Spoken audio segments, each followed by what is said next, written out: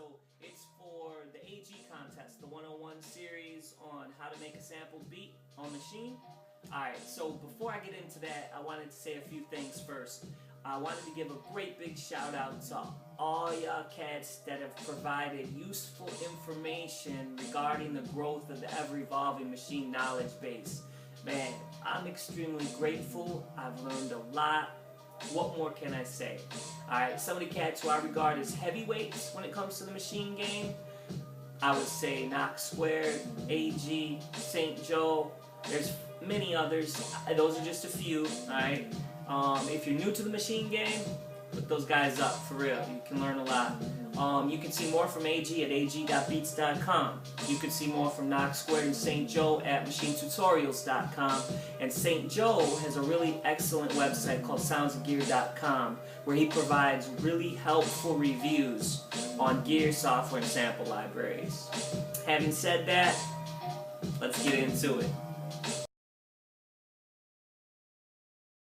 Alright, so I got a sample I'm working with. I just sampled it randomly off Pandora. And this is the sample. Sounds a little slow. So what I'm going to do, my ADSR setting, which is my attack, decay, sustain, release, that makes it so when I take my finger off the button, the sound stops. When I flip that over to one shot and I push the button, it plays all the way through. Now, a great way that I can stop that if I don't want it playing is I can just flip this back over to ADSR. It's kind of a nice little shortcut until they implement the panic button, the shift mute in 1.8. Now, what I want to do is I don't really need to find the BPM because I'm going to work at a pitched up tune, but I'll show you the steps here. You can see the default tempo is 120. So I'm going to put this at one shot, and I'm going to use shift and my tap tempo, and I'm just going to tap with the beat to find the tempo of this original sample.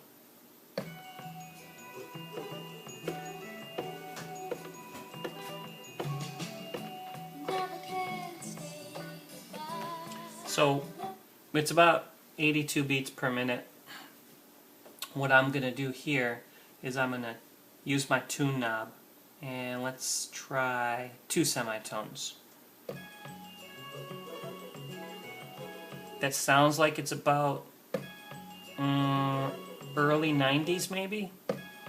Let's check it.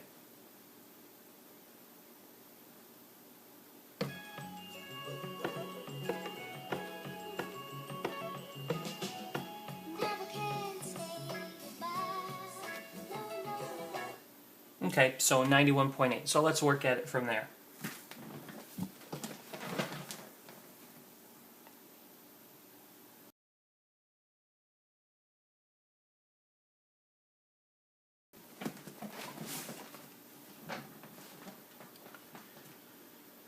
Now I'm going to go up into the sampling tab, and I have my sample right here. Okay. And what I want to do is I'm going to resample it, and I'm going to take advantage of the internal source versus the external source, and I'm going to show you how I can cut a perfect 2, 3, 4, or whatever have you bar length out of this sample. The neat thing about that is you don't really have to worry about an endpoint because Maschine is going to automatically calculate that for me. So what I'm going to do is I'm going to set my source to internal. My input is going to be master. My mode is going to be sync. And my length is going to be 4 bars. Now, what I'm also going to do is go back into my pattern, and I'm going to plot a pattern point and set the initial sample over to one shot. So what's going to happen is I'm actually going to hit play on the sequencer, and then when I hit start up here for sampling, it's automatically going to start to record and I'll show you how that works. So I want it to start right at the beginning, okay? So I'm going to choose an empty pad. I'm going to hit start, and then I'm going to hit play, or restart so it plays at the beginning, from the beginning. And now it's sampling, and you can see the bar count over here.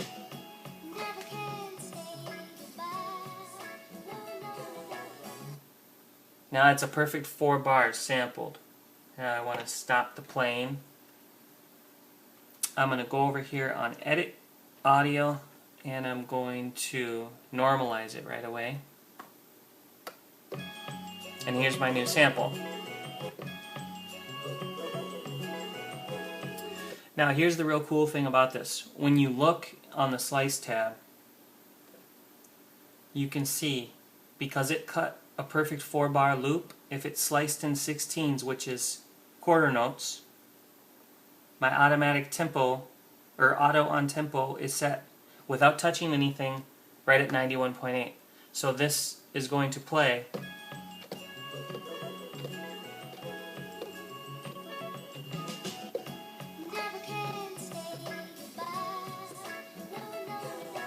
now my manual playing's off there, but my point is that it's chopped in 16 equal parts in quarter notes, because all the parameters were previously set. That's why this internal sampling for cutting a 4 bar loop and then slicing it into 16 equal parts works really, really well.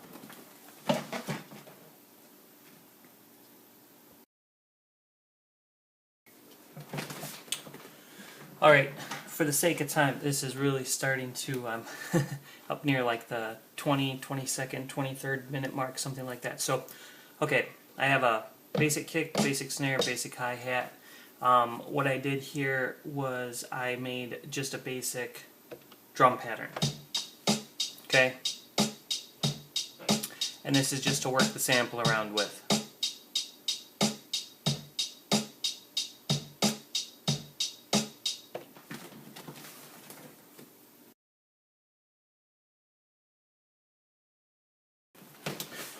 Alright, next thing I did was, my samples are on group B.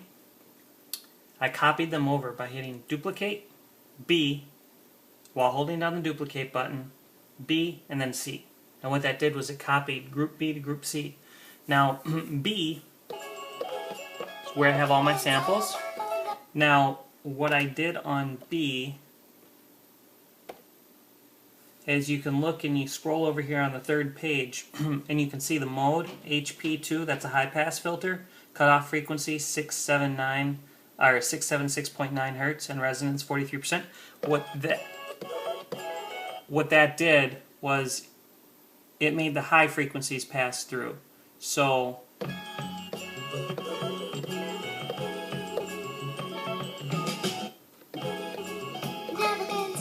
what I'm doing is cutting off some of that low end with my HP2. Okay, and then the next thing I did was on group C, you can see my LP2 with a cutoff of 92.7 hertz and a resonance of 35%. Now, you probably can't hear that. It's pretty low through the speakers.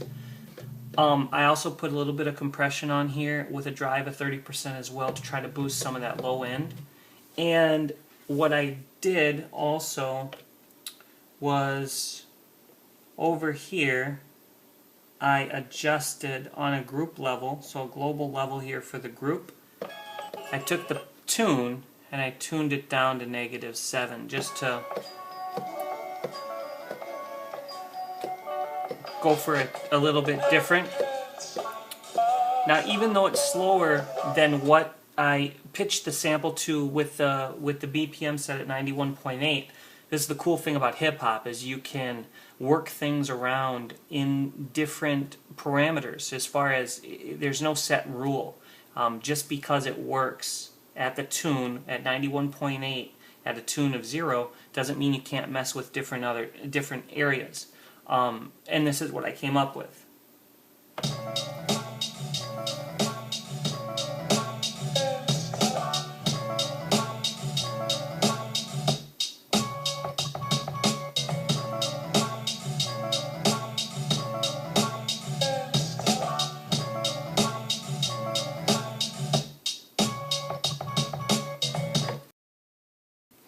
So here's what I ended up with. I wanted to do so much more, but time got away from me.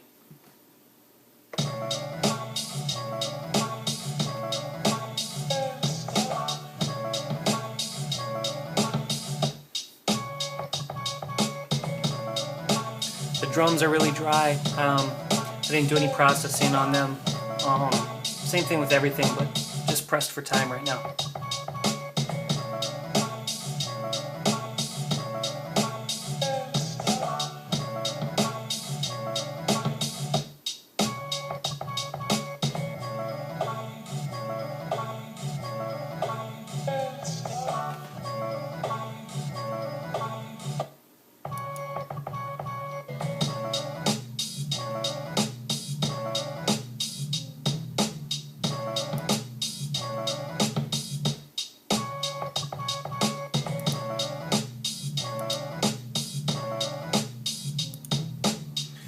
A little bit of classic early 90s filtering there for the bass line.